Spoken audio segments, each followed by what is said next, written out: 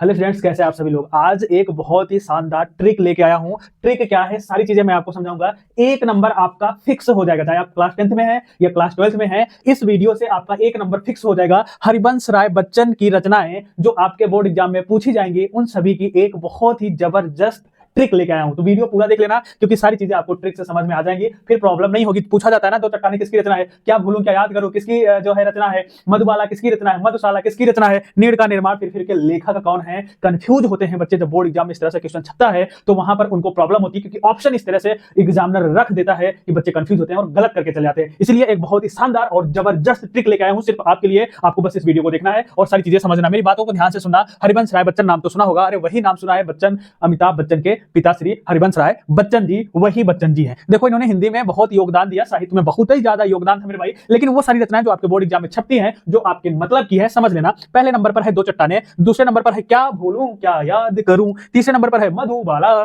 तीसरे नंबर पर है मधुशाला, चौथे नंबर पर है मेरे भाई नीड़ का निर्माण, फिर है एकांत संगीत। क्या है? एकांत संगीत। अब मेरी बातों को ध्यान से सुनना, बस ध्यान से सुनना है, बस बाकी चीजें मेरी जिम्मेदारी है। याद कैसे होगा समझो मेरे भाई। अगर मैं आपसे बोलूं कि मेरे भाई बच्चन जी, क्या बोलूं, बच्चन जी, आपके मन में तुरंत एक फोटो बनेगी अमिताभ बच्चन की। बनेगी कि नहीं बनेगी? अमिताभ बच्चन जी की फोटो बनेगी। कुछ के मन में ऐश्वर्या राय बच्चन की बन रही होगी, वो महाहरामी पीस है, तो ऐश्वर्या राय बच्चन की नहीं बननी चाहिए। अगर हम बच्चन बोल रहे हैं तो किसकी बननी चाहिए? अमिताभ बच्चन की। अब हमें एक बात बता दो मेरे भाई, जो बच्चन जी हैं वो क्या करते हैं, वो क्या हैं? वो एक्टर हैं। क्या हैं? वो एक एक्टर हैं। जब वो एक एक्टर हैं तो क्या करते होंगे? शूटिंग करते होंगे, फिल्म बनाते होंगे, जिससे लोगों का एंटरटेनमेंट होता है कि नहीं होता? बिल्कुल होता है सर, सही बात कह रहे हैं। अब समझना, बच्चन जी समझना। बच्चन जी की एक मूवी है जिसका नाम है, क्या नाम है मेरे भाई? दो चट्टानें। क्या नाम है? दो चट्टानें। बच्चन जी की एक मूवी है, क्योंकि मूवी से रिलेटेड स्टोरी बनाया हूं जिससे तुम भूल ना पाओ। क्या भूल ना पाओ? बच्चन जी की एक मूवी है जिसका नाम क्या है बाबू? दो चट्टानें। अब बताओ, अगर दो चट्टानें नाम है तो जो शूटिंग होगी वो चट्टानों में होगी कि नहीं होगी?